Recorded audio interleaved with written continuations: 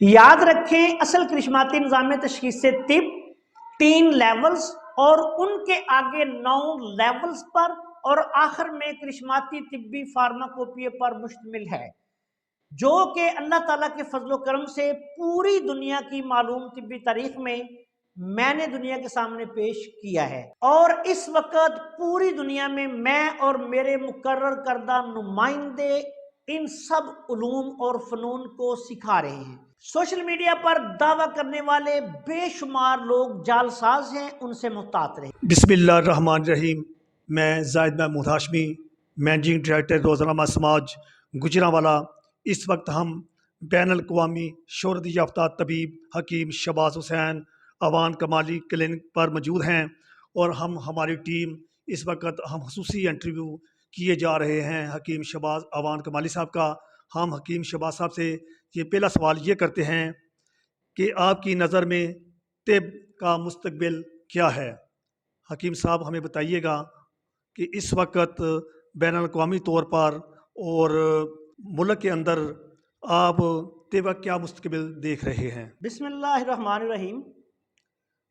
जनाब जाहिद महमूद हाशमी साहब, अल्लाह ताला के खसूसी करम फजल से जो तिब है इसका माजी भी रोशन रहा है, इसका हाल जो है वो भी अल्लाह के फजलो करम से रोशन है और इसका मुस्तकबिल तो इंशाअल्लाह ताला मैं बहुत ही रोशन देख रहा हूँ।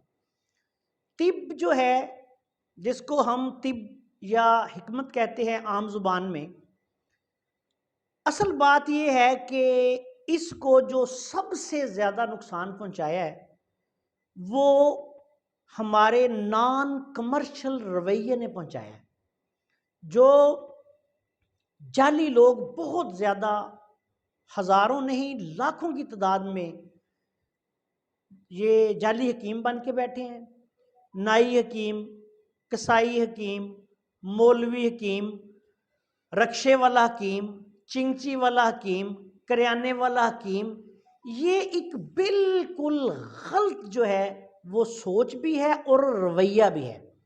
जो असल तबीब हैं हमारे, वो अल्लाह के फजलो करम से 4 साला फाजले तिब वल जराहत का डिप्लोमा करके, जिसमें first year, second year, third year, fourth year, चारों सालों में हमें बाकायदा तौर पर हुकूमत से मंजूर शुदा जो तिबिया कॉलेजेस हैं उनमें जो हज़ारों तालिब इल्म तालीम हासिल करते हैं उनको 4 साल का जो डिप्लोमा है फाजले तिब वल जराहत वो करवाया जाता है और उनके इम्तहानात लेने के बाद फिर जब ये 4 साल का डिप्लोमा मुकम्मल कर दिया जाता है तो उसके बाद फिर किसी सीनियर तबीब के पास उस तालिब इल्म को ये ज़रूरी है कि वो 6 माह से लेके 1 साल तक प्रैक्टिस करे।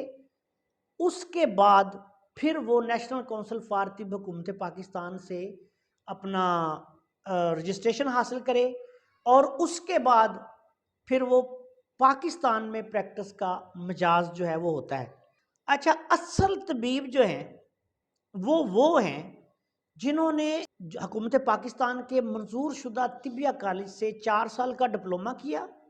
उसके बाद फिर उन्होंने आगे किसी सीनियर तबीब के पास काम किया और उसके बाद फिर नेशनल काउंसिल फॉर तिब से रजिस्ट्रेशन हासिल की।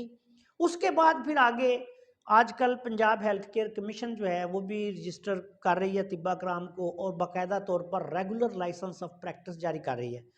तो इंशाअल्लाह ताला मैं ये समझता हूँ कि तिब का मुस्तकबिल बहुत रोशन है। सिर्फ ज़रूरत इस अमर की है कि जितने ये जाली हकीम हैं, क्वैक्स हैं जिनको अताई कहते हैं, हर बंदा अपने नाम के साथ हकीम नहीं लिख सकता। कभी सवाल ही पैदा नहीं हो सकता जिस बंदे ने 4 साल का हिकमत का डिप्लोमा नहीं किया वो अपने नाम के साथ तबीब या हकीम नहीं लिख सकता। जिसने होम्योपैथिक डॉक्टर का 4 साल कोर्स नहीं किया वो अपने नाम के साथ किसी सूरत में होम्योपैथिक डॉक्टर नहीं लिख सकता।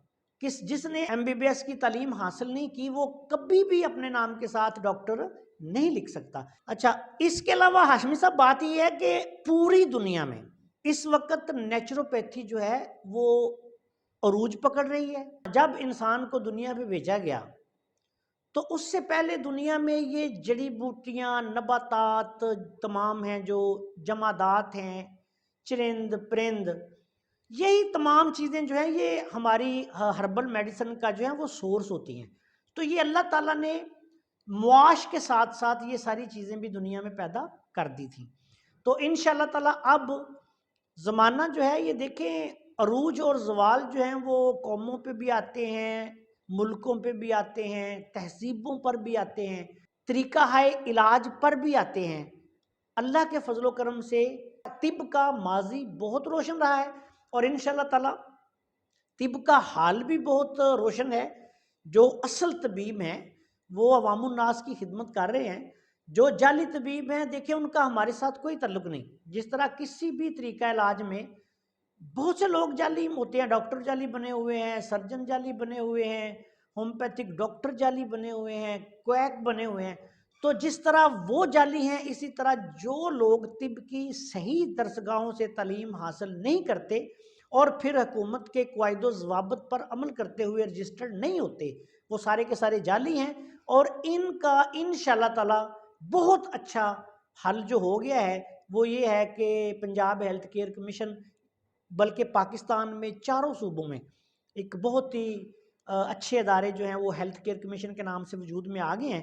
وہ ان لوگوں کی سرکوبی کر رہے ہیں، اور انشاءاللہ تعالیٰ آپ دیکھیں گے کہ کچھ سالوں بعد یہ تمام جعلی لوگ ہیں جو ہیں ان کا انشاءاللہ تعالیٰ خاتمہ ہو جائے گا، اور اس کے بعد پھر اصل جو طبیب ہیں وہ لوگوں کے سامنے آئیں گے. آج کل تو صورتحال یہ ہے کہ ان جعلی لوگوں کی وجہ سے، ان کی حماقتوں کی وجہ سے، ان کے جو انہوں نے جو بیج بوئے ہوئے ہیں اور ان کے درخت جو تناور بن چکے ہیں، ان کی وجہ سے جو لوگ ہیں وہ پڑھا لکھا طبقہ، وہ تو اصل حکیموں کے پاس آنے سے بھی گریزاں ہیں.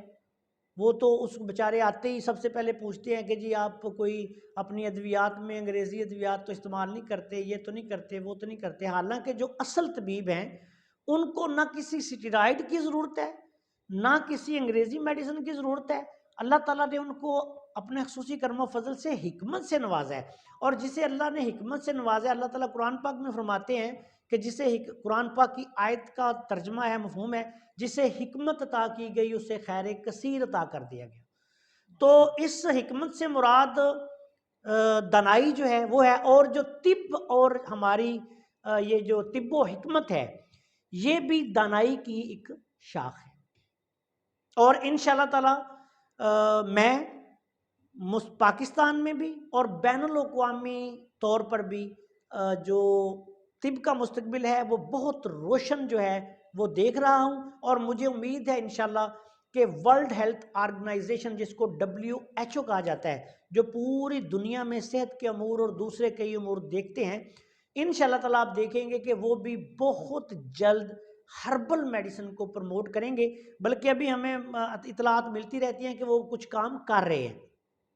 تو انشاءاللہ تعالیٰ نیچروپیتھی کے نام سے طب و حکمت جو ہے اس کا انشاءاللہ میں بہت ہی روشن مستقبل دیکھتا ہوں.